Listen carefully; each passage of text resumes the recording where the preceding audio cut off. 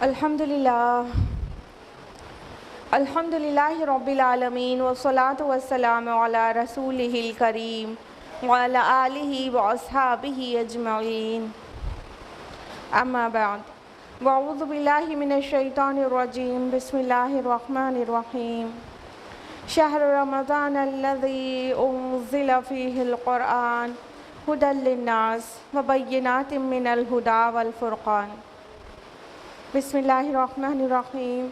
رب اشرح لی صدری ویسر لی امری واحلل عقدۃ من لسانی یفقہوا قولی۔ میری عزیزی سامعات، آپ سبھی کا درس قرآن مجید میں تہہ دل سے خیر مقدم ہے۔ السلام علیکم ورحمۃ اللہ وبرکاتہ۔ کیسے آپ سبھی لوگ؟ الحمدللہ، اللہ تعالیٰ آپ کو اچھا رکھے، صراط مستقیم پر رکھے، بہت خوشحال رکھے، طرح طرح کے وائرسز اور طرح طرح کے ڈیزیزز سے آپ کی حفاظت کرے، ساتھ ہی آپ کے ایمان کی بھی حفاظت کرے اور اسے دن دونی رات چوگنی ترقی عطا کرے، آمین یا رب العالمین۔ تو پھر آج ہم لوگ واپس آ جاتے ہیں کس سورہ پر؟ سورۃ الحج پر، درس قرآن مجید میں۔ اگر کسی کو یاد ہو دین پلیز مینشن اٹ کہ لاسٹ ٹائم ہم لوگوں نے سورہ حج کی کس آیت تک درس مکمل کیا تھا؟ بالکل صحیح یاد ہے سب کو، ماشاءاللہ، آیت نمبر 48 تک، اور اب ہم لوگ بڑھیں گے آیت نمبر 49 آن ورڈز انشاءاللہ آج تفصیل سے۔ تو اس سے پہلے کہ ہم آیت نمبر 49 پریزنٹ کریں، اس کے پیچھے کا تھوڑا ریویژن لے لیتے ہیں تاکہ آپ کے لیے آسانی ہو جائے اور میرا بھی تسلسل مینٹین ہو جائے۔ اس سے پہلے کی آیات میں ہم نے جانا تھا کہ اللہ تعالیٰ اپنے نبی صلی اللہ علیہ وسلم سے خطاب کر کے ان کو تسلی دے رہے تھے کہ اے نبی، اگر یہ آپ کو جھٹلا رہے ہیں تو کچھ نئی بات نہیں ہوگا، یہ آپ کے ساتھ ہر نبی ہر رسول کو جھٹلایا گیا۔ قوم نوح نے نوح علیہ السلام کو جھٹلایا، اور سمود نے صالح علیہ السلام کو جھٹلایا، اور اس کے علاوہ ابراہیم علیہ السلام کی قوم، لوط علیہ السلام کی قوم، اور اس سے پہلے کہ جو قومیں تھیں عاد وغیرہ، وہ سب لوگوں نے اپنے اپنے رسول کو جھٹلایا تھا۔ اس لیے اے نبی صلی اللہ علیہ وسلم، یہ آپ کے ساتھ کچھ نئی بات نہیں ہے جو ہو رہی ہے۔ مدین کے لوگوں نے بھی شعیب علیہ السلام کو جھٹلایا تھا۔ تو پھر کیا ہوا؟ جب اللہ کے رسولوں کی تکذیب کی گئی تو اللہ تعالیٰ نے فرمایا کہ ہم نے ان کو ڈھیل دی، پھر اس کے بعد پکڑ لیا، تو پھر دیکھ لو میری پکڑ کیسی ہوتی ہے۔ یعنی اگر یہ کافروں کو ڈھیل دی جا رہی ہے، آپ کو جھٹلا رہے ہیں، آپ کو ستا بھی رہے ہیں، اور ان پر کوئی عذاب بھی نہیں آ رہا ہے، تو آپ نہ اس لیے رنجیدہ ہوں کہ آپ کو جھٹلا رہے ہیں، اور نہ اس لیے مغموم ہوں کہ آپ کے رب نے آپ کو چھوڑ دیا ہے۔ نہیں، ایسے پہلے ہوتا چلا آیا ہے، اور اس کے پروف کے طور پر اللہ تعالیٰ نے بہت ساری بستیوں کا ذکر کیا کہ جب بھی کسی بستی کو اللہ تعالیٰ ہلاک کرتے ہیں تو کیا ہوتا ہے، یہ ضروری ہوتا ہے کہ اس سے پہلے انہوں نے ظلم کیا ہو اس بستی کے اندر، اور پھر فرمایا کہ دیکھو کتنی ہی بستیاں گری پڑی ہیں اور اپنی چھتریوں پر، اور کتنے ہی کنویں ہیں جو یہ ظاہر کر رہے ہیں کہ اس سے پہلے یہاں بستی تھی اور یہ کنویں پانی نکالا جاتا تھا، لوگ یہاں رہتے بستے تھے، لیکن اب بالکل ویران پڑے ہیں، اور کتنے ہی محل ہیں جو اس بات کو یاد دلا رہے ہیں کہ کیسے ان کے اندر رہا بسا شان دکھایا جاتا تھا، اور اب بالکل ویران سنسان پڑے ہیں۔ تو اللہ تعالیٰ اس کو ایک نشانی بنا کر پیش کر رہے ہیں، پچھلی قوموں اور بستیوں کی ویرانی کو ایک نشانی بنا کے اللہ تعالیٰ پیش کر رہے ہیں کہ لوگ زمین میں کیا گھومتے پھرتے نہیں، کہ دیکھیں کہ یہ ان کے دل ہوتے جس سے یہ سمجھتے، ان کے کان ہوتی جس سے یہ سنتے، ان کی آنکھیں ہوتی تو ان سے وہ دیکھتے۔ ایکچولی ان کی آنکھیں اندھی نہیں ہوئی بلکہ وہ دل جو سینوں میں ہیں وہ اندھے ہو گئے ہیں۔ مطلب یہ سمجھنا چاہتے ہی نہیں، اس وجہ سے نہیں سمجھ رہے ہیں، ورنہ دیکھنے کے لیے ان آنکھوں سے دیکھنے کے لیے اور ان کانوں سے سننے کے لیے بہت کچھ موجود ہے ان کے گرد و پیش، لیکن یہ ان کے دل اندھے ہو گئے ہیں، اس وجہ سے چیزوں کو نہیں سمجھ رہے ہیں۔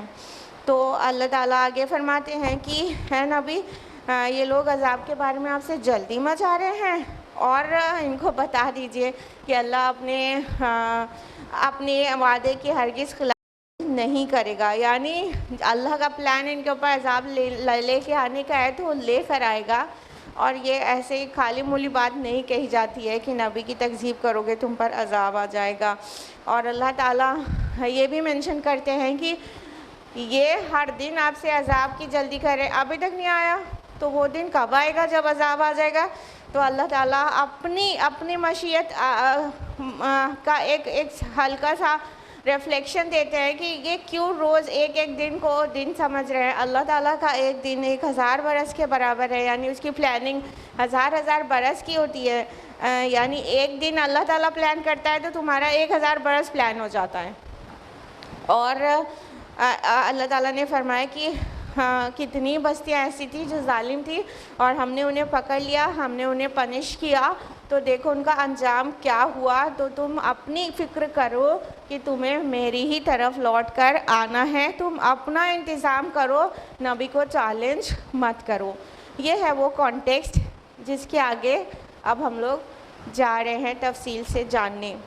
So, ayat number 49 is أعوذ بالله من الشيطان الرجيم بسم الله الرحمن الرحيم قل يا أيها الناس إنما أنا لكم نذير مبين۔ اے نبی صلی اللہ علیہ وسلم آپ انہیں بتا دیجئے، آپ اعلان کر دیجئے کہ میں تو تمہارے لیے صرف ایک واضح طور پر خبردار کر دینے والا ہوں۔ یعنی کانٹیکسٹ میں آ کے سمجھتے ہیں تو کیا سمجھ آ رہا ہے کہ اللہ تعالیٰ نبی صلی اللہ علیہ وسلم سے فرما رہے ہیں کہ ان سے کہہ دیجئے میں کوئی عذاب لے کے آنے والا شخص نہیں ہوں، میں تمہارے لیے عذاب کو فیصلہ نہیں کروں گا، میں تمہاری قسمتوں کا فیصلہ کرنے والا بنا کر اپوائنٹ ہی نہیں کیا گیا ہوں، میں کیا ہوں؟ ایک کلیئر وارنر۔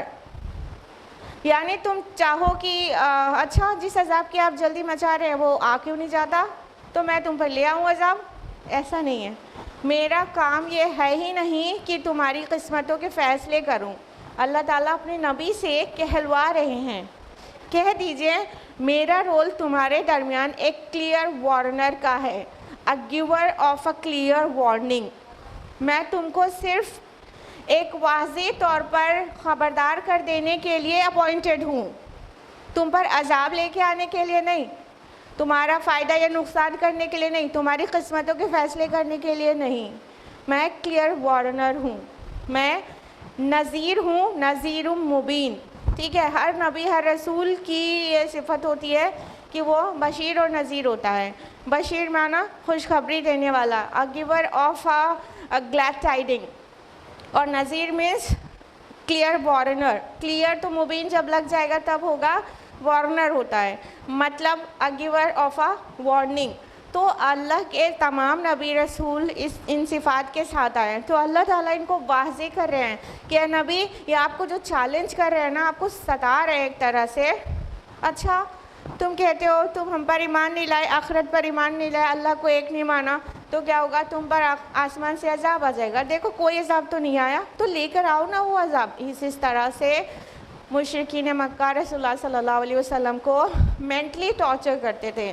تو اللہ تعالیٰ بہت کوللی جواب سکھا رہے ہیں اپنے نبی کو، آپ کہہ دیجئے میرا کام یہ نہیں ہے کہ تم جتنا ہم کو مطلب ہم کو چیلنج کرو تو میں عذاب لے ہی آؤں، تم مجھے معجزات کے لیے چیلنج کرو، اچھا فلاں معجزہ دکھائیے، فلاں معجزہ دکھائیے تو میں تمہیں معجزہ لا کے دکھا دوں، نہیں، میری پوزیشن ایک وارنر کی ہے، میں تمہیں ڈرا رہا ہوں، میں تمہیں وارن کر رہا ہوں، میں تمہیں آگاہ کر رہا ہوں، آگاہی دے رہا ہوں۔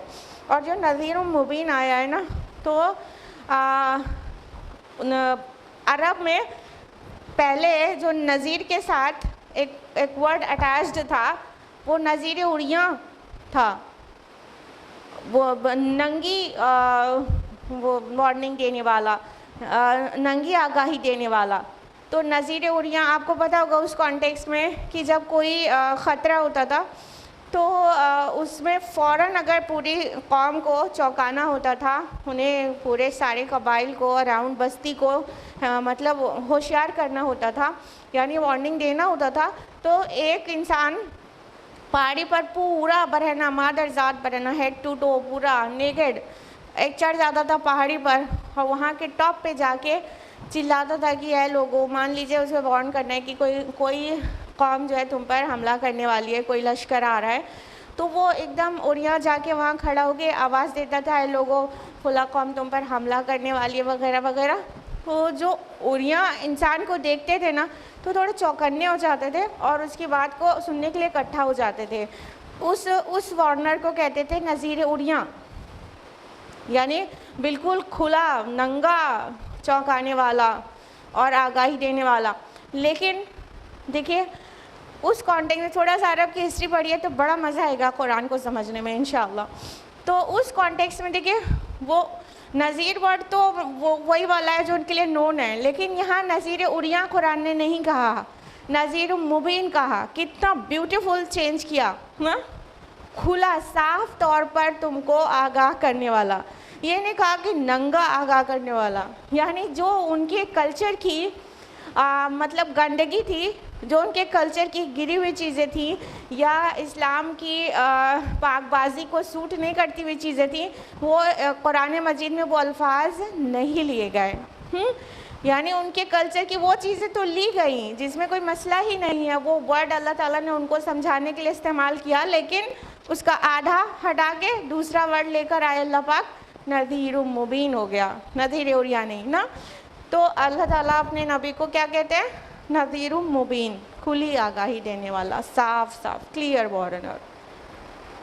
آیت نمبر 50 میں ہے فَالَّذِينَ آمَنُوا وَعَمِلُوا الصَّالِحَاتِ لَهُم مَغْفِرَةٌ وَرِزْقٌ کریم. تو جو لوگ ایمان لائیں اور نیک عمل کریں ان کے لیے اللہ کی طرف سے مغفرت اور بہت عزت کی روزی ہے. اب اللہ تعالیٰ فرما رہے ہیں کہ یہ جو ہمارے وارنر نے وارن کر دیا، پیغام کو پہنچا دیا، اس پر جو لوگ ایمان لائے اور نیک عمل کریں، یہی تو مین دعوت ہے اسلام کی. ایمان لے آؤ، بنیادی طور پر ایمانیات ثلاثہ، ٹھیک ہے، اللہ پر ایمان، آخرت پر ایمان، رسول پر ایمان. ایمان لے آؤ اور اعمال اچھے کرو، اپنے اعمال شائستہ کر لو، اور ان ایمان اور نیک اعمال جنہوں نے کر لیے تو اللہ تعالیٰ نے ان سے وعدہ کیا ہے کس چیز کا؟ لہم مغفرہ، ان کے لیے مغفرت ہے. یعنی ان سے کچھ کمیاں بھی ہوئی ہوں گی، ابھی بھی ہوتی ہوں گی، کوتاہیاں ہوئی ہوں گی، ابھی بھی ہوتی ہوں گی، پہلے کے تو بہت سارے گناہ ہوں گے، اللہ تعالیٰ سب کو معاف کر دے گا. اور ابھی بھی جو کرتے چلے جائیں گے، لائک چھوٹے چھوٹے گناہ ہو جاتے ہیں، ان کو اللہ تعالیٰ معاف کر دے گا. کہنے کا مطلب درگزر کر لے گا، چشم پوشی کرے گا ان سے. اور کیا وعدہ کہ رزق کریم، اور بڑے عزت کی روزی کا وعدہ ہے، رزق کریم کا وعدہ ہے. رزق کریم سے کیا مراد ہے؟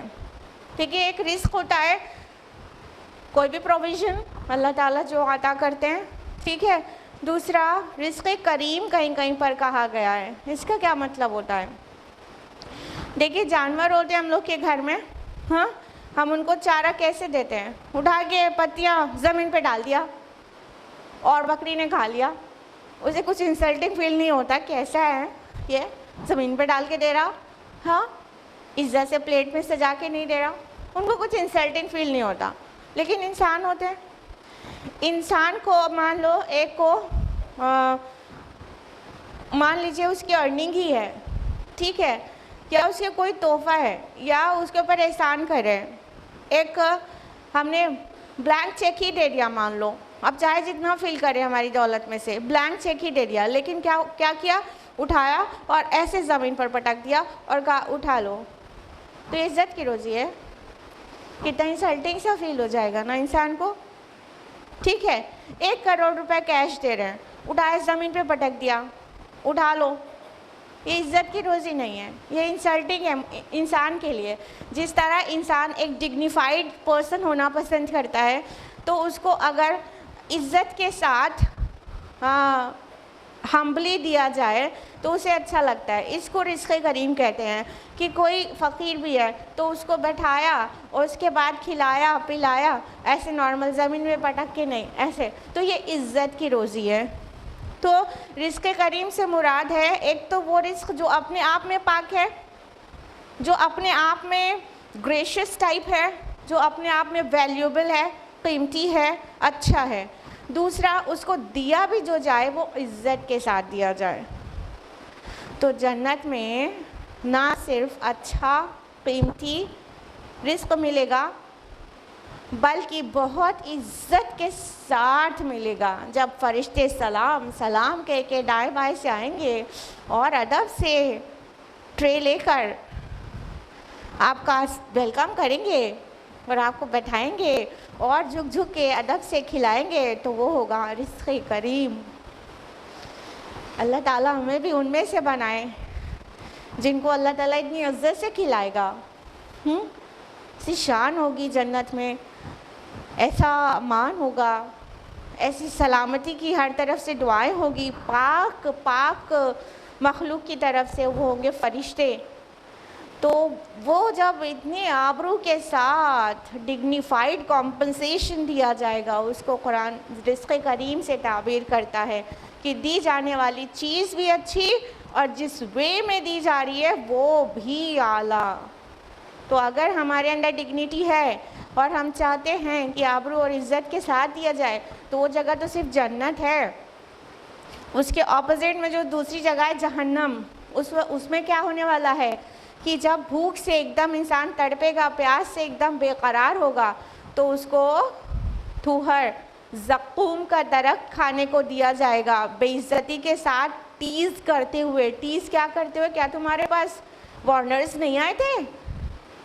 کیا تمہارے پاس اللہ کے نبی نہیں آئے تھے جو تمہیں بتاتے کیا کرنا ہے کیا نہیں کرنا ہے؟ تو پھر بے عزتی سے کہ انسان کہے گا نا ہاں آئے تو تھے لیکن ہم نے جھٹلایا اور اپنے نفس کی پیروی کی. تو وہ رزق کریم ہے, زقوم کا درخت جو ذلت کے ساتھ دیا جائے گا, کھولتا ہوا پانی جو بادل نخواستہ پینا پڑ جائے گا اور جو پیے گا اس کا پورا آنتیں گل کے نکل جائیں گی. یہ رزق کریم نہیں ہے. رزق کریم وہ ہے جو جنت میں اللہ تعالیٰ نے رکھا ہے. اللہ تعالیٰ تو چاہتے ہیں سب لوگ مان جائیں بات اور سب کو رزق کریم ملے, اسی لیے تو کتابیں بھیجی اور نذیر بھیجے, بشیر بھیجے, یعنی رسولوں کو بھیجا. اللہ تعالیٰ چاہتے ہیں سب لوگ بچا لیں اپنے کو, لیکن یہ ہمارا اور آپ کا ظرف ہے کہ ہم رزق کریم چاہتے ہیں جنت میں یا ہم ذلت چاہتے ہیں جہنم میں. یہ ہمارا اور آپ کا اپنا چوائس ہے نا, تو ابھی طے کریے کیا کرنا ہے. آیت نمبر 51 ہے وَالَّذِينَ سَعُوا فِي آيَاتِنَا مُعَاجِزِينَ أُولَٰئِكَ أَصْحَابُ الْجَحِيمِ.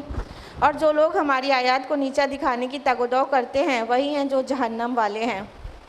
اب وہ اس کا سائملٹینیس کنٹراسٹ آ گیا کہ جو ہماری آیات کو نیچا دکھانے کی کوشش کرتے ہیں, ذرا ذرا سی کوشش نہیں, سعی کرتے ہیں, دوڑ بھاگ کرتے ہیں, تو وہی لوگ ہیں جو جہنم والے ہیں اور وہاں رزق کریم نہیں ہوگا. آیات کو نیچا دکھانے کی کوشش سے کیا مراد ہے؟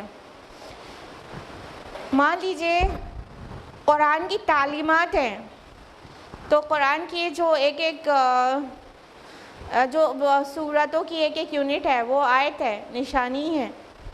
تو ان قرآن کی تعلیمات اور قرآن کے احکام کے خلاف اپنی عقلیں لگانا, اپنی زبانیں چلانا, اپنی کوششیں کرنا, چاہے فلسفیکلی, چاہے وہ کنٹری میں اس قانون سازی کے تحت, چاہے کورٹ میں قانون کے تحت, کہیں سے بھی, یہ سب جو ہے اللہ تعالیٰ کی آیات کے خلاف سعی کرنا ہے.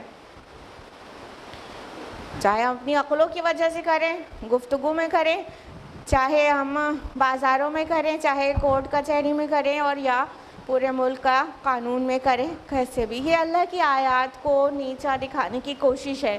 یعنی ایکچول کانسٹیٹیوشن جو اللہ تعالیٰ نے دیا ہے اس کے علاوہ کسی اور کی کا جھنڈا بلند کرنے کی کوشش کریں, جو کہ قرآن کے خلاف ہے. جہاں تک کمپیٹیبلٹی ہے مسئلہ نہیں ہے, جہاں تک بالکل خلاف ہو جانے والی بات ہے تو ایسے کے لیے کہا گیا کہ جو لوگ ہماری آیات کو نیچا دکھانے کی, نیچا کرنے کی اور اپنا باطل کا جھنڈا بلند کرنے کی کوششیں کرتے ہیں, سعی کرتے ہیں, تو وہ ہیں اصحاب الجحیم, جہنم والے, جہاں پر وہ بہت پنش کیے جائیں گے اور رزق کریم کے اپوزٹ ان کو بہت برا اور بہت خراب رزق دیا جائے گا, جو نہ ان کے گلے سے اترے گا اور نہ ہی پیٹ میں بھوک اور پیاس بجھائے گا, اگر فوڈ کی بات کریں. آیت نمبر 52, وَمَا أَرْسَلْنَا مِن قَبْلِكَ مِن رَّسُولٍ وَلَا نَبِيٍّ إِلَّا إِذَا تَمَنَّىٰ أَلْقَى الشَّيْطَانُ فِي أُمْنِيَّتِهِ, اور ہم نے نہیں بھیجا ہے آپ سے پہلے کوئی بھی رسول اور نہ کوئی نبی مگر یہ کہ جب اس نے کوئی خیال باندھا تو شیطان نے اس کے خیال میں خلل اندازی کی. فَيَنسَخُ اللَّهُ مَا يُلْقِي الشَّيْطَانُ ثُمَّ يُحْكِمُ اللَّهُ آيَاتِهِ, تو اللہ منسوخ کر دیتا ہے اسے جو کچھ شیطان کا ڈالا ہوا ہوتا ہے, پھر اللہ اپنے فیصلوں کو پختہ کر دیتا ہے. واللہ علیم حکیم, اور اللہ سب کچھ جاننے والا اور کمال حکمت والا ہے. اب دیکھیے یہ ون آف دا ٹفسٹ آیات ہے. ٹفسٹ اس لیے کہہ رہے ہیں کہ یہاں پر کچھ مفسرین نے ایسی تعویل کر دی ہے اس کی جو بالکل نامناسب ہے. چھوٹا منہ بڑی بات ہے, لیکن بہت زیادہ عجیب تعویلات دی گئی ہیں. تو ان تعویلات میں نہ جاتے ہوئے جو ایکچولی جو آتھینٹیسٹی کے ساتھ اور جو دل کو لگنے والی تعویل ہے وہ ہم آپ کو دیں گے, اور جو عجیب تعویل ہے موقع رہا تو اسے بھی مینشن کریں گے. اللہ تعالیٰ یہاں پہ فرما رہے ہیں, اور ہم نے نہیں بھیجا آپ سے پہلے کوئی بھی نبی یا نہ ہی کوئی بھی رسول کو جب اس نے تمنا کی ہو تو شیطان نے اس کے خیال میں خلل اندازی کی ہو. سب سے پہلے جانتے ہیں کہ نبی اور رسول واو کے ساتھ آیا ہے, عطف کے ساتھ, تو یہاں پر معنی میں تھوڑا سا ڈفرینس آئے گا. دیکھیے کچھ الفاظ قرآن مجید میں ایسے ہیں جو ایک دوسرے کے انٹرچینجبلی استعمال ہوتے ہیں قرآن میں ایک جگہ سے دوسری جگہ. ان میں سے دو الفاظ ہیں مومن اور مسلم. قرآن میں مومن کی جگہ مسلم اور مسلم کی جگہ مومن دونوں ہم معنی طرح سے انٹرچینجبلی استعمال ہوتے ہیں. اسی طرح نبی اور رسول جب الگ الگ آئیں تو ایک دوسرے کے ہم معنی ہوتے ہیں یا تو انٹرچینجبلی بھی معنی کے اعتبار سے استعمال ہوتے ہیں. تو جب نبی آئے تو اس کا معنی رسول بھی لے سکتے ہیں, اور جب رسول آئے تو اس کا معنی نبی بھی لے سکتے ہیں, الگ الگ آئے تو. لیکن جب دونوں الفاظ ایک ساتھ آ جائیں گے تو اس میں کچھ نہ کچھ فرق ہوگا, ٹھیک ہے. اسی طرح مسلم اور مومن جب ایک ساتھ آ جائیں گے تو اس کا جو فرق ہے وہ وہاں پہ ایگزسٹ کرے گا. یہاں پہ یہ وہ مقام ہے قرآن مجید کا جہاں پر رسول اور نبی دونوں الفاظ ایک ساتھ آئے ہیں. آپ کے یوزولی آپ کے نالج میں یہ رہتا ہوگا کہ نبی اور رسول بوتھ آر سیم, دونوں الفاظ ایک ہی چیز کے لیے استعمال ہوتے ہیں. جب انگلش میں ٹرانسلیٹ کرتے ہیں تو نبی کو پروفٹ کر دیتے ہیں اور رسول کو ہم میسنجر کر دیتے ہیں. لیکن ایکچولی اس میں اپنے آپ میں فرق ہے, لیکن یہ فرق صرف ایک ساتھ آنے پر کیا جائے گا, ادروائز ایک دوسرے کی جگہ استعمال ہوئے ہیں پورے قرآن میں, ٹھیک. اور اس کو عام طور پہ ہم معنی سمجھ سکتے ہیں, کوئی مسئلہ نہیں ہے. جب ایک ساتھ آ رہے ہیں یعنی جو فرق ہے, تو رسول اور نبی لفظ میں جو فرق ہوگا وہ یہ کہ جو رسول ہوتا ہے وہ شریعت کو لے کر آنے والا ہوتا ہے, شریعت کا نفاذ کرانے والا ہوتا ہے, ٹھیک ہے. اور جو نبی ہوتا ہے وہ پچھلے کسی رسول کی شریعت کو لے کر اسی کو فارورڈ کرانے والا ہوتا ہے. کلیئر ہے؟ بہت ساری چیز تو کامن ہی ہے نا, یہ تو ڈفرینس بتا رہے ہیں. کامن چیز آپ کو پتہ ہے, نبی کو بھی وحی ریسیو ہوتی ہے اللہ کی طرف سے اور رسول کو بھی وحی ریسیو ہوتی ہے اللہ کی طرف سے. نبی اور رسول دونوں بشر ہوتے ہیں، نبی اور رسول دونوں پاک ہوتے ہیں، نبی اور رسول دونوں معصوم ہوتے ہیں، اور نبوت یا رسالت کے اپوائنٹمنٹ سے پہلے ان کا کوئی گناہ ریکارڈڈ نہیں ہوتا۔ یہ ساری چیزیں تو کامن ہیں نبی اور رسول کی ڈیفینیشن میں یا ان کی صفات میں، یہ ساری چیزیں تو کامن ہیں۔ دونوں اللہ کے چوزن ہوتے ہیں، اللہ انہیں چنتا ہے، ٹھیک ہے۔ اللہ یصطفی من الملائکۃ والبشر، اللہ ہی چنتا ہے رسولوں کو فرشتوں میں سے بھی اور انسانوں میں سے بھی۔ تو یہ اللہ کے چوزن، یہ تو کامن ہو گیا۔ جو ڈفرینس ہے وہ میں آپ کو بتا رہے تھے۔ ڈفرینس یہ ہے کہ نبی رسول کوئی نئی شریعت جب آنی ہوتی ہے تو اس کو لے کے آنے والا اور اس کا نفاذ کرانے والا ہوتا ہے، اور نبی جو ہوتا ہے اس سے پہلے کوئی رسول کی شریعت آ چکی ہو اس کو فارورڈ کرانے والا، اس کو کیری کر کے آگے لے جانے والا ہوتا ہے۔ کلیئر ہے؟ یہ ڈفرینس ہو جاتا ہے نبی اور رسول میں۔ تو رسول زیادہ نہیں آئے ہیں، limited numbers of messengers are there, اور نبی بہت زیادہ تعداد میں آئے ہیں۔ اگر ایک حدیث کی بات کریں جس کی اوتھینٹسٹی پہ تھوڑا سا سوال رہتا ہے، لیکن بہرحال اس میں ہے کہ 1,24,000 انبیاء آئے ہیں، ٹھیک ہے، لیکن رسول ان میں سے کم ہی تھے، 300 سم تھنگ رسول آئے ہیں، پورے آدم سے لے کے محمد رسول اللہ صلی اللہ علیہ وسلم تک۔ تو جو رسول ہے وہ فار شیور نبی ہوگا، لیکن جو نبی ہے اس کا رسول ہونا ضروری نہیں، جیسا کہ ہم نے ریفرنس بتا ہی دیا، رسول خاص ہے، نبی عام ہے، ٹھیک ہے۔ نبی کے پاس رسالت کی ڈگری بھی ہو ایسا ضروری نہیں، لیکن رسول کے پاس نبوت کی ڈگری تو انڈرسٹوڈ ہے کہ ہے، کلیئر ہے۔ تو یہاں پر نبی اور رسول دونوں کو الگ سے ایڈریس کیا گیا۔ تو کہنے کا مطلب یہ کہ کوئی بھی نبی، جب نبی کہہ دیں گے تو رسول، تو وہ رسول اپنے آپ اس میں شامل ہو ہی جائے گا کہ کوئی بھی نبی تک بھی اللہ نے نہیں بھیجا، رسول بھی نہیں اور نبی بھی نہیں، یعنی کوئی نبی تک بھی ایسا نہیں بھیجا کہ جب اس نے تمنا کی ہو تو شیطان نے اپنی ملاوٹ کی کوشش نہ کی ہو۔ یہاں لفظ تمنا جو ہے یہی کئی لوگوں کو لے گیا ہے اور بہت عجیب عجیب تعویلات دے دی ہیں تمنا ورڈ پر۔ تو تمنا کا میننگ اچھی طرح سے سمجھنے کی ضرورت ہے۔ دیکھیے، تمنا کے دو معنی ہوتے ہیں عربی زبان میں، ٹھیک۔ ایک معنی وہی ہوتا ہے جس کو آپ اردو میں تمنا استعمال کرتے ہیں، یعنی وش، آرزو، ٹھیک۔ تو تمنا کا ایک معنی تو یہ ہو گیا، وش۔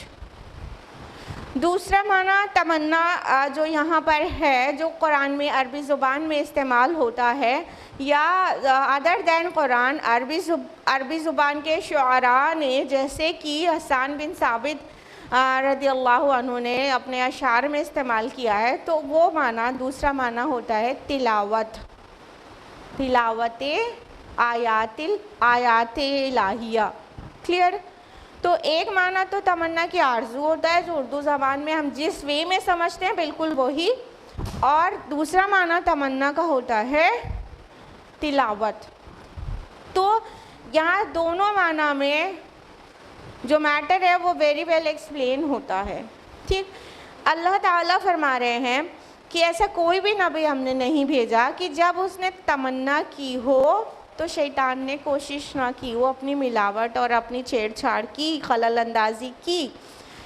اگر پہلے معنی میں تمنا لیا جائے، آرزو، وش، اسٹرانگ وش، تو اس آیت کا مطلب ہوگا جب بھی نبی کوئی ارادہ کرتا ہے، خواہش کرتا ہے، آرزو کرتا ہے، تو شیطان اپنی ملاوٹ اس میں کس طرح سے کرتا ہے، سمجھیے۔ دیکھیے، انسان کی نبی کی جو نبی کا جو کردار ہوتا ہے اس کے دو پہلو ہوتے ہیں۔ نبی کی پرسنالٹی دو پہلو سے ہوتی ہے، ہماری طرح نہیں ہوتی ہے۔ نبی کی پرسنالٹی دو طرح سے ہم سمجھ سکتے ہیں۔ ایک تو اس کے کردار کا، شخصیت کا وہ پہلو ہوتا ہے جو براہ راست وحی الہی کے تابع ہوتا ہے۔ تو جو جو شخصیت کا جو پہلو وحی الہی کے تابع ہوتا ہے اس میں شیطان کیا کوئی بٹ برابر بھی، رائے کے دانے برابر بھی دخل نہیں ہے، ٹھیک ہے. لیکن نبی کا ایک نجی پہلو ہوتا ہے، ایک ذاتی پہلو ہوتا ہے، اس کی ذاتی زندگی ہوتی ہے جو وحی الہی کے تابع نہیں ہوتی ہے.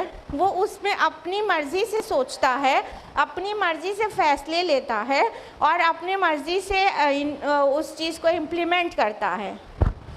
تو ایز فار ایگزامپل نبی کریم صلی اللہ علیہ وسلم مکہ سے جب مدینہ پہنچے تو وہاں پر دیکھتے ہیں کہ مدینہ کے لوگ جو زراعت کا کام ہے، جو ویجیٹیشن ہے، اس کے لیے آرٹیفیشل پولینیشن کا طریقہ اڈاپٹ کیے ہوئے تھے.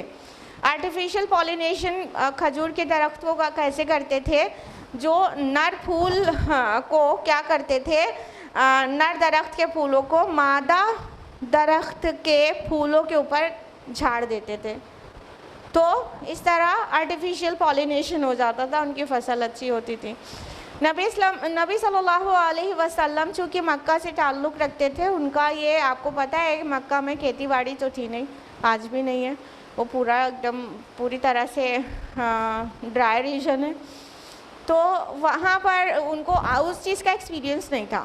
تو نبی صلی اللہ علیہ وسلم نے مدینہ کے لوگوں کو کہا کہ اگر تم ایسا نہ کیا کرو تو شاید زیادہ اچھا رہے. تو اب چونکہ نبی کی بات تھی، وداؤٹ اینی ڈاؤٹ فٹافٹ مان لیا گیا، ٹھیک ہے. لیکن کیا ہوا، جب فصل ہوئی تو پچھلے سالوں سے کم ہوئی.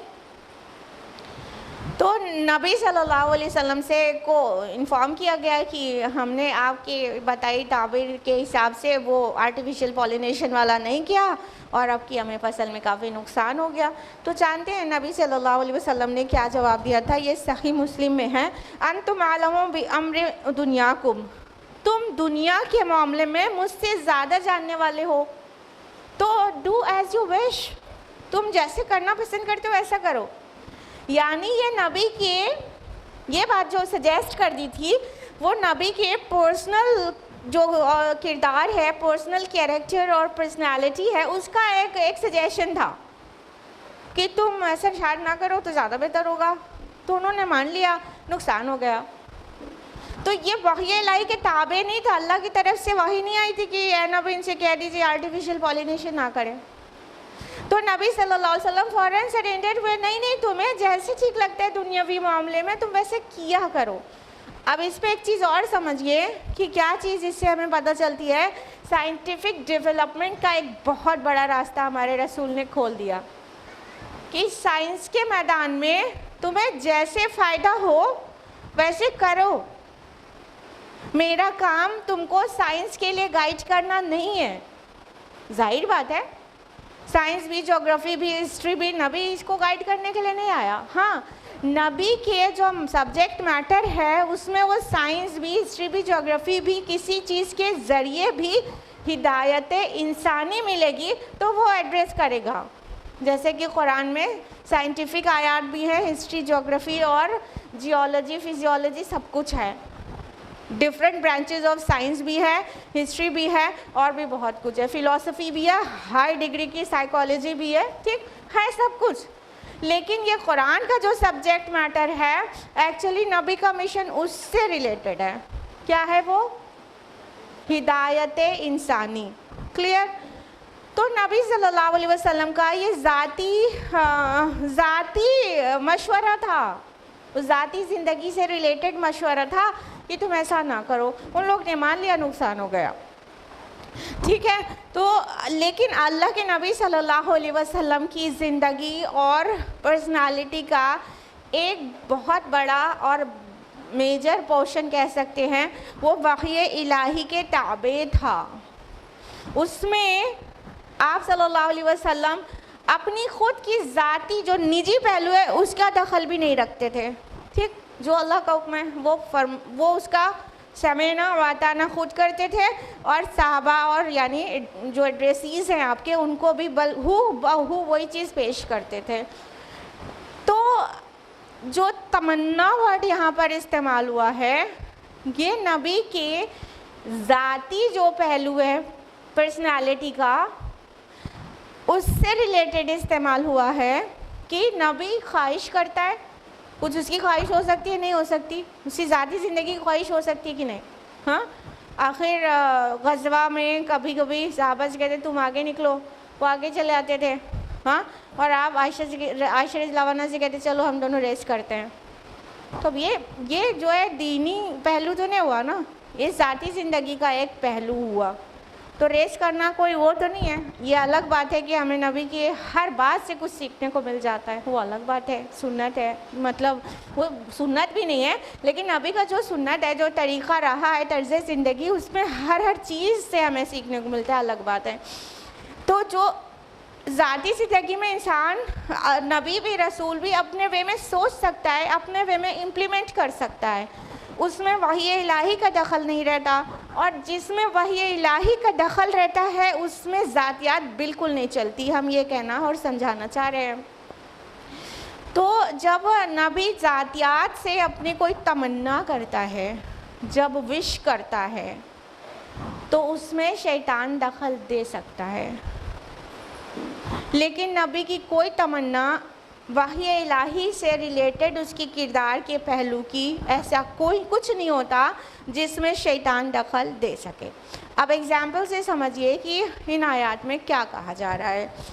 کہا جا رہا ہے کہ ایسا کوئی نبی یا رسول ہم نے نہیں بھیجا جس نے کبھی کوئی تمنا کی ہو اور شیطان نے اس میں دخل اندازی کی کوشش نہ کی ہو. اب ایگزامپل لیتے ہیں یہ ذاتی تمنا کے متعلق. مان لیجئے کہ نبی صلی اللہ علیہ وسلم کی دلی تمنا تھی کہ نہیں کہ آپ کے چچا ایمان لے آئیں. کون سے چچا؟ ابو طالب. ٹھیک ہے، مینلی، ورنہ تو سبھی رشتہ داروں کو پیش کیا تھا انہوں نے اللہ کے دین کی دعوت. ہاں ابو لہب کو بھی کیا تھا اور بقیہ جو ان کے اقربا تھے ان کو سب سے پہلے پیش کیا تھا. جب سورہ شعراء کی آیت نازل ہوئی تھی وَأَنذِرْ عَشِيرَتَكَ الْأَقْرَبِينَ، تو آپ نے سب کو بلا کے پہلے رشتہ داروں کو بلا کے پیش کیا تھا نا. ان میں ابو جہل بھی تھا، ابو لہب بھی تھا. تو لیکن آپ کی دلی خواہش یہ تھی کہ کم از کم اتنا سپورٹر جو ہے میرا اسلام کے لیے اتنا میرا سہارا بنا، پشت پناہی کر رہا ہے جو انسان یعنی ابو طالب، وہ ایمان بھی لے آئے. دلی تمنا تھی کہ نہیں تھی؟ اب نبی کی یہ تمنا تھی لیکن وہ ایمان نہیں لا رہے تھے. تو نبی تو یہ تمنا کر رہا تھا ایمان لے آئے، لیکن جب وہ پیش کر رہے تھے تو شیطان کیا دخل ڈال رہا تھا؟ باہری شیطان، اندرونی شیطان. کیا مرتے مرتے ایمان لاؤ گے؟ اپنے آبا و اجداد کے دین کو چھوڑ دو گے؟ اے ابو طالب یہ تم کیا کر رہے ہو؟ یہ باہری شیطان کہتے تھے نہیں کہتے تھے کہ ابو طالب کیا تم اپنے آبا و اجداد کے دین کو چھوڑ دو گے ایک دم لاسٹ میں؟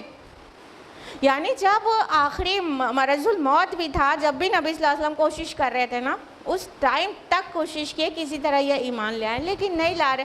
لیکن شیطان کیا کہہ رہا تھا؟ ابو طالب اتنے پرانے اپنے آبا و اجداد کے دین کو چھوڑ رہے ہو؟ تو نہیں لا رہے تھے. اب کیا ہو گیا؟ شیطان دخل ڈال رہا ہے نا. نبی تمنا کیا کر رہا ہے کہ میرے چچا ایمان لے آئیں. ہاں نوح علیہ السلام تمنا کیا کرتے ہوں گے؟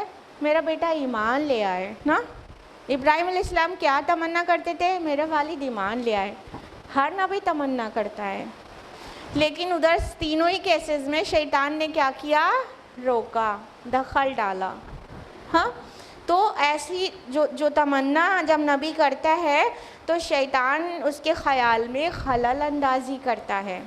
اب تمنا کو دوسرے معنی میں لیں، تلاوت میں، قرات میں. ٹھیک ہے، تو تلاوت کے معنی میں لیں گے تو جب نبی تلاوت کرتا ہے اللہ کی کتاب کی، اور اپنے نبی کی بات کریں تو قرآن مجید کی، تو کیا ہوتا ہے؟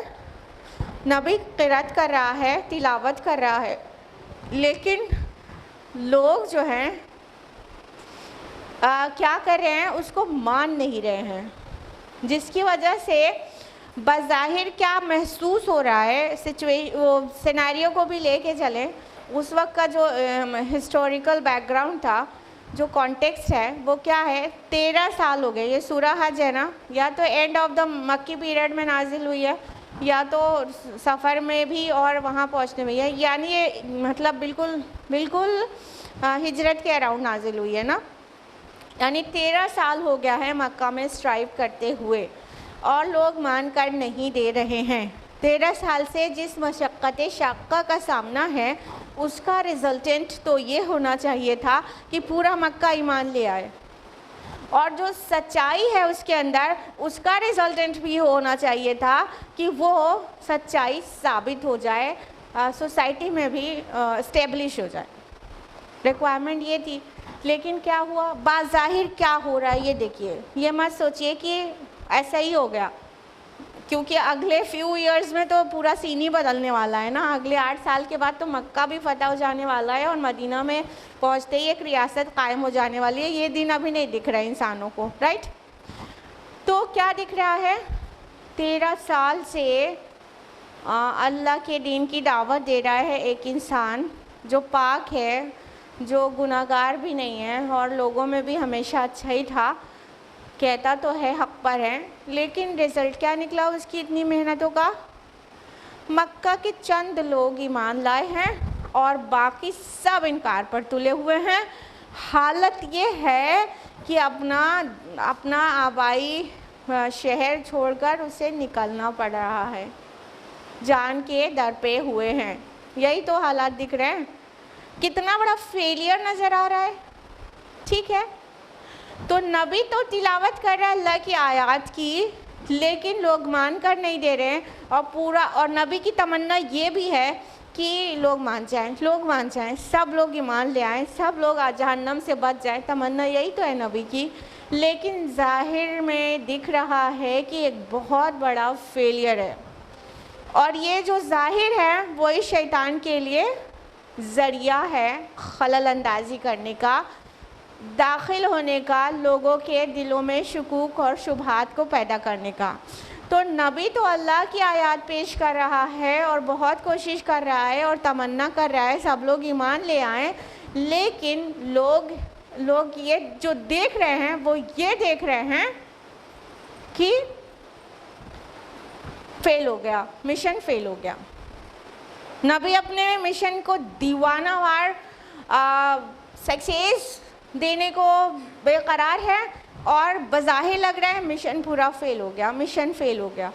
یہ کن کے دلوں میں شیطان وسوسے ڈال رہا ہے؟ جن کے ایمان کمزور ہیں، یا اچھے ایمان والوں کے ساتھ بھی کوشش کر رہا ہے. ایون نبی کے اوپر بھی کوشش کرتا ہے شیطان. کام نہیں چلتا وہ الگ بات ہے، لیکن چھوڑتا نہیں ہے. ٹھیک، تو وہ مشن کو سکسیس دینا نبی کی تمنا ہے، اور مشن تو فیل ہو گیا، یہ شیطان کی خلل اندازی ہے. تو یہ معنی ہے تمنا کا اوور ہیئر.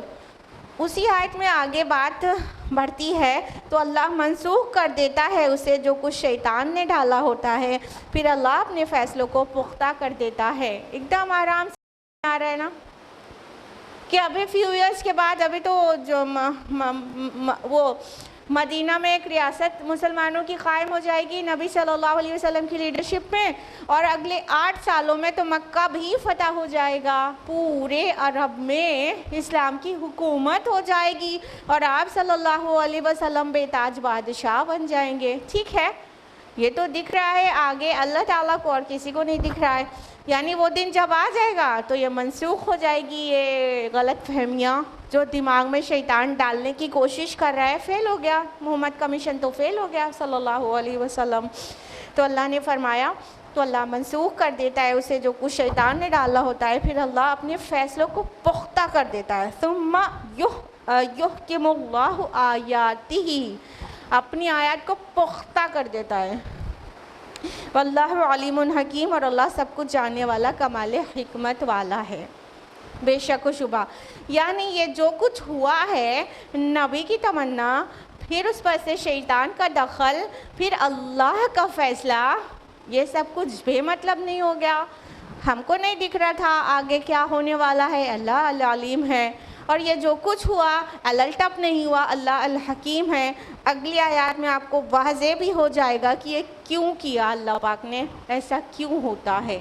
آیت نمبر 53 لِيَجْعَلَ مَا يُلْقِي الشَّيْطَانُ فِتْنَةً لِلَّذِينَ فِي قُلُوبِهِم مَّرَضٌ وَالْقَاسِيَةِ قُلُوبُهُمْ، تاکہ وہ شیطان کی طرف سے کی گئی آمیزش کو فتنہ بنا دے ان لوگوں کے لیے جن کے دلوں میں مرض ہو اور جن کے دل سخت ہو چکے ہوں۔ وَإِنَّ الظَّالِمِينَ لَفِي شِقَاقٍ بَعِيدٍ، اور یقیناً ظالم لوگ مخالفت اور دشمنی میں بہت دور جا چکے ہیں۔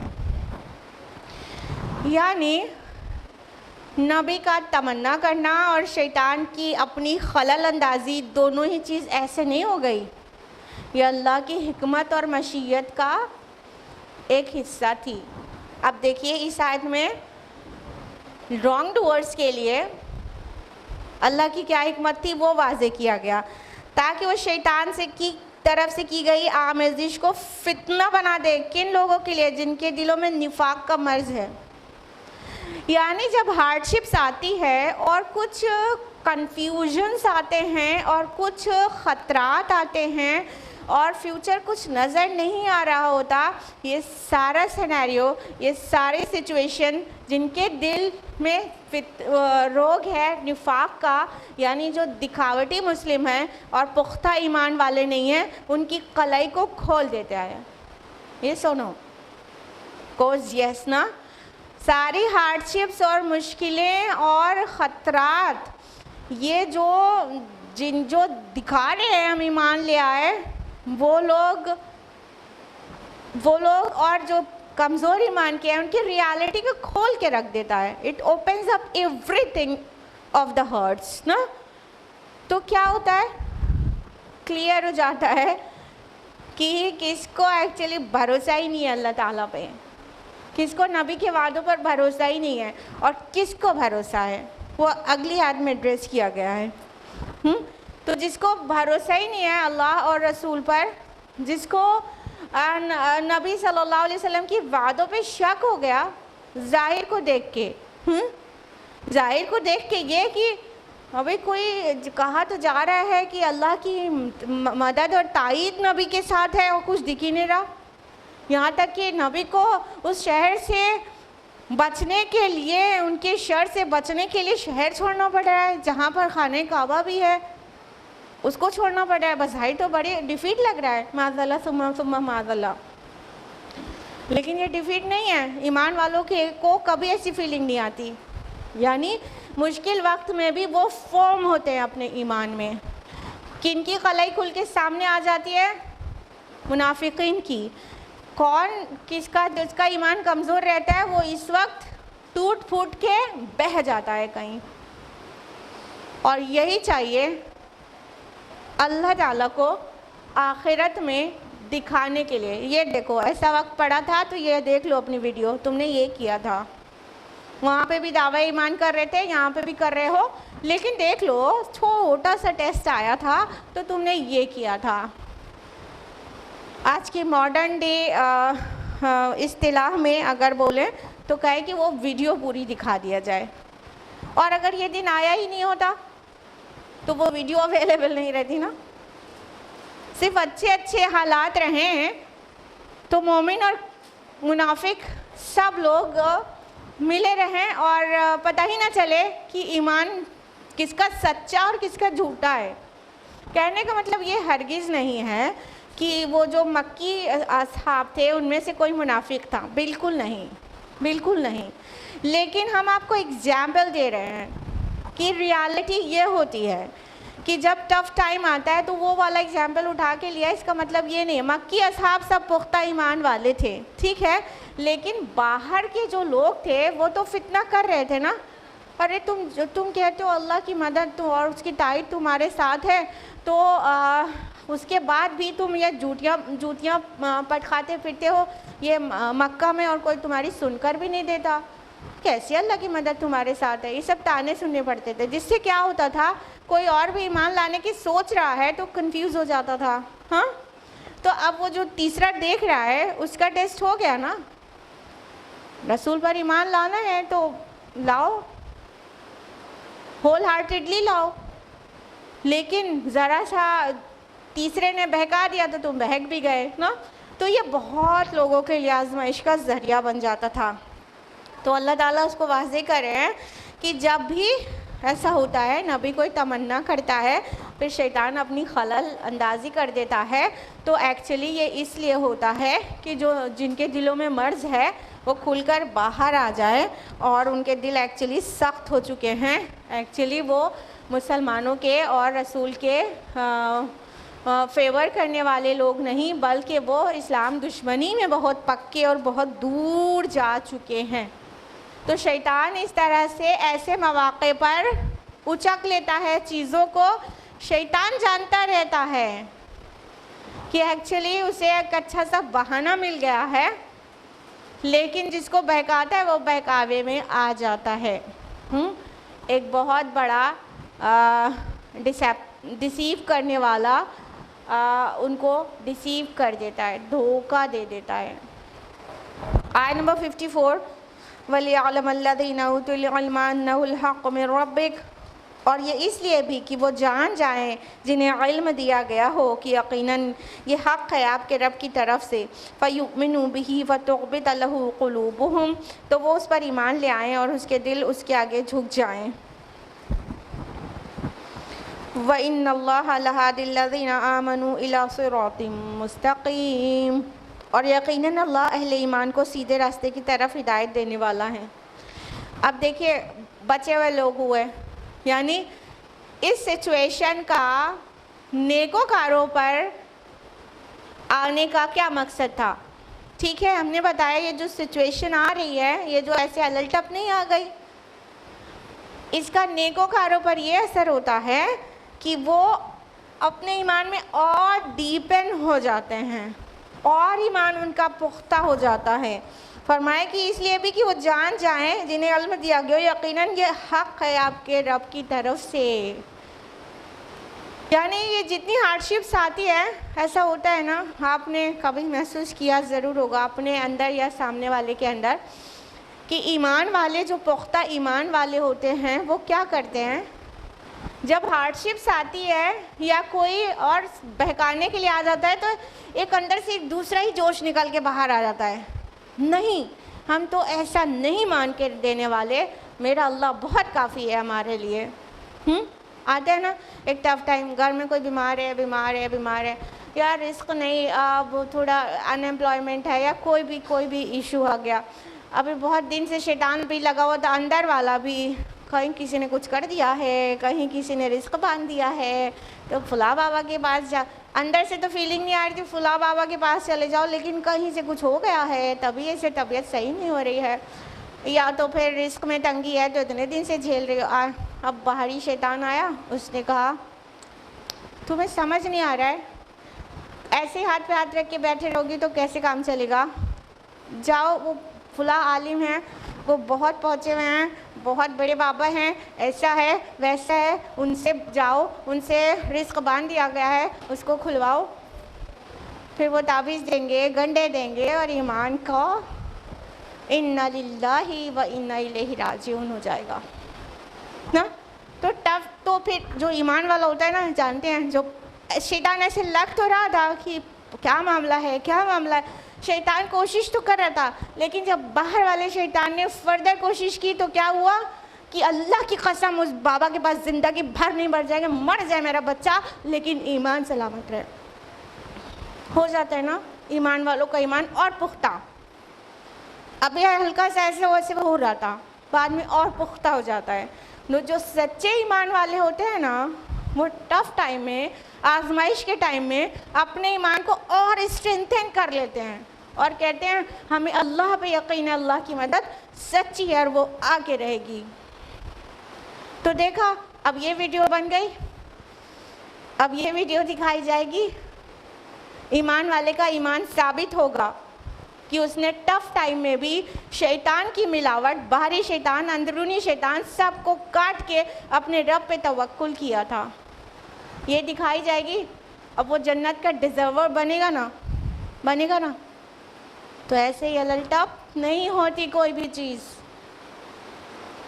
تو ایسے ہی صحابہ کو جب تانے جتنے زیادہ سننے ملتے تھے نا، تو سورہ احزاب میں کہ ان کی تسلیم و رضا میں اور اضافہ ہو جاتا تھا، یا جب انہیں اور خوف دلایا جاتا تھا، ارے تم ڈرو ڈرو، تم پر اتنا بڑا لشکر جرار حملہ کرنے کو ہے، تو وہ کہتے تھے ہمارا اللہ بہت کافی ہے، اور ہم جی کر بھی کیا کریں گے، اگرچہ اسلام کی سربلندی نہ ہوئی ہمارے لیے تو موت احد الحسنین ہے، دو بھلائیوں میں سے ایک بھلائی ہے۔ تو ان کے ایمان اور تسلیم و رضا میں اور اضافہ ہو جاتا تھا، یہ اللہ تعالیٰ کہتے ہیں سورہ احزاب میں۔ تو جب ایسی سچویشنز آتی ہے نا تو ایمان والوں کے ایمان اور پختہ ہو جاتے ہیں، اور منافقین کے نفاق کھل کے آ جاتے ہیں، دودھ کا دودھ پانی کا پانی ہو جاتا ہے، اور روز آخرت وہی دلائل بنیں گے۔ اللہ تعالیٰ تو العلیم ہے، الخبیر ہے، وہ جانتا ہے، وہ چاہے، اور وہ القادر بھی ہے، قادر مطلق، وہ چاہے تو اپنے علم پر فیصلے سنا دے آخرت میں، لیکن ایسا نہیں ہے۔ انسان اللہ کے فیصلے کو بھی چیلنج کر دے گا کہ آپ نے مطلب مجھے جہنم میں، آپ کی مرضی سے میں جہنم میں جا رہا ہوں، وہ اس دن وہ بھی کہہ دے گا۔ تو اللہ تعالیٰ روز آخرت پورا اس کو ڈے آف ججمنٹ ایسے ہی نہیں کہتے، اس دن فیصلہ ہوگا جیسے عدالتوں میں فیصلے ہوتے ہیں، گواہیاں لی اور دی جائیں گی اور ثبوت براہین پیش کیے جائیں گے۔ تو یہ ہمارے اور آپ کے لیے جو ٹیسٹ اینڈ ٹرائلز آتے ہیں نا، یہ سارے ثبوت ہیں، صرف یہ پوری زندگی ہماری براہین ہیں، یہ ایویڈنسز ہیں ہمارے جنت پہنچنے کے لیے یا جہنم پہنچنے کے لیے۔ تو یہ جو ساری ویڈیوز بن رہی ہیں نا، ہم پر جو ٹرائلز آ رہے ہیں، شیطان چھیڑ ڈالتا ہے، اندر کا شیطان باہر کا شیطان، تو اگر ہم ایمان والے ہیں تو چیک کریں کہ ہمارا ایمان اور پختہ ہو جانا چاہیے ایٹ دیٹ ٹائم۔ لیکن اگر ہم ایسے حالات میں ایک دم سے دل شکستہ ہو کے جو کوئی کچھ کہہ دیتا ہے تو صراط مستقیم پہ بڑھتے بڑھتے ایسے ڈیویٹ ہو کے وہ بابا کے پاس چلے جاتے ہیں، تو ہو گیا رخصتی ایمان کی، اور طے ہو گیا راستہ جہنم کا۔ ٹھیک، تو یہ ہے، اللہ تعالیٰ نے بہت واضح کر کے اس ایگزامپل سے بھی سمجھا دیا، دوسرے طرح سے بھی سمجھایا گیا ہے، لیکن یہاں پہ اس طرح سمجھایا گیا ہے کہ کوئی نبی ایسا نہیں ہے کہ تمنا کرے اور شیطان اس میں اپنی دخل اندازی کرے، پھر اس کا دونوں سائیڈ میں جو مقصد بتایا گیا ہے کہ ایمان والوں کا ایمان میں اور اضافہ ہو جاتا ہے، اور ان کے اعمال اور اچھے بڑھ جاتے ہیں، اور وہ اللہ کی طرف اور جھک جاتے ہیں، اور اللہ تعالیٰ تو چاہتا ہی ہے انہیں صراط مستقیم دکھائے، وہ فردر صراط مستقیم پر ان کو استقامت ہو جاتی ہے، اور جن کے دل معمولی سے ایمان والے ہوتے ہیں وہ پھر ٹیسٹ اور ٹرائل اور اس طرح کی سچویشن کو برداشت نہیں کر پاتے، جلدی سے ہار جاتے ہیں اور غیر اللہ کے پاس چلے جاتے ہیں اور اپنے ایمان کا نقصان کر لیتے ہیں۔ تو یہ حکمت بتائی گئی ہے اس طرح کے حالات جو آتے ہیں اس کی۔ آیت نمبر 55 ہے، وَلَا يَزَالُ الَّذِينَ كَفَرُوا فِي مِرْيَةٍ مِّنْهُ، اور کافر تو اس بارے میں ہمیشہ شک و شبہ میں ہی رہیں گے، حَتَّى تَأْتِيَهُمُ السَّاعَةُ بَغْتَةً أَوْ يَأْتِيَهُمْ عَذَابُ يَوْمٍ عَقِيمٍ، یہاں تک کہ یا تو ان پر قیامت اچانک آ دھمکے یا ان پر 5 دن کے عذاب ان پر مسلط ہو جائے۔ یہاں پر کہا گیا کہ کافر، مطلب یہ سارا صاف کر کے رکھ دیا گیا کہ جو کفار اور مشرکین ہوتے ہیں ان کے دل میں شک و شبہ ہوتا ہے، ایمان والوں کے دل میں شک و شبہ نہیں ہوتا، لا ریب فیہ، تو شک شبہ نہیں کرتے۔ تو جو کافر لوگ ہیں تو وہ کیا کرتے ہیں، ان کے دل میں تو ہمیشہ ہی شک شبہ رہتا ہے، تو یہاں تک کہ ان کا شک شبہ it leads to and get ends at قیامہ، قیامت پر ختم ہوگا، یعنی اچانک قیامت کے دن انہیں ہوش آئے گا یہ انہوں نے کیا کیا۔ یا تو کہا گیا عذاب یوم عقیم، یا تو 5 دن کے عذاب۔ یہ 5 دن کیا مطلب، یوم عقیم، عقیم یوزولی بیرن لینڈ کو کہتے ہیں جس سے کوئی ویجیٹیشن نہ ہو سکے، ٹھیک ہے، انسانوں میں سے یا جانوروں میں سے بھی جس سے اولاد نہ ہو سکے ان کو کہتے ہیں۔ کہنے کا مطلب عقیم کا جو لفظ ہے اس کا مطلب یہ ہے جس سے کوئی خیر برآمد نہ ہو۔ تو جو لوگ جس عذاب کو عذاب یوم نقیم کہا گیا، مطلب وہ دن کا عذاب جس دن میں کوئی خیر ہی نہ ہو، یعنی انہیں مہلت نہ ملے، یعنی انہیں ذرا سا بھی توبہ کرنے کی مہلت نہ ہو، اور وہ اتنا سخت دن ہو، اتنا سخت عذاب ہو کہ اس میں کوئی خیر نہ ہو، خیر سے خالی ہو۔ تو اس طرح اس دن کو یوم عقیم کہا گیا۔ یوم عقیم مینس خیر سے خالی دن۔ تو جس دن عذاب آئے گا اس دن وہ دن خیر سے خالی نہیں ہوگا تو اور کیا ہوگا، ٹھیک ہے۔ یہاں تک کہ ریح عقیم بھی قرآن میں ورڈ آیا ہے، خیر سے خالی ہوا۔ تو ہوا یوزولی بارش کا پتہ دیتی ہے، لیکن وہ ہوا جو سمود پر عاد پر آئی تھی، قوم عاد پر، وہ تو خیر سے خالی تھی نا۔ تو اللہ تعالیٰ فرما رہے ہیں کہ یہ تو شک و شبہ میں پڑے ہی رہیں گے یہاں تک کہ قیامت آ جائے، یا تو اس دن کا عذاب ان پر آ جائے جو بالکل خیر سے خالی ہو اور یہ نیز تو نابود کر دیے جائیں۔ تو آج ہم لوگ یہیں پر رکیں گے آیت نمبر 55 پر، اور آیت نمبر 56 آنورڈز انشاءاللہ نیکسٹ ویک جانیں گے تفصیل سے۔ آج کے لیے اتنا ہی۔ اللہ تعالیٰ سے دعا ہے کہ ہم سبھی کو قرآن مجید پڑھنے، سمجھنے، غور و فکر کرنے، عمل کرنے اور دوسروں تک پہنچانے کی توفیق عطا فرمائے۔ آمین یا رب العالمین۔ وآخر دعوانا الحمدللہ رب العالمین۔ والسلام علیکم ورحمۃ اللہ وبرکاتہ۔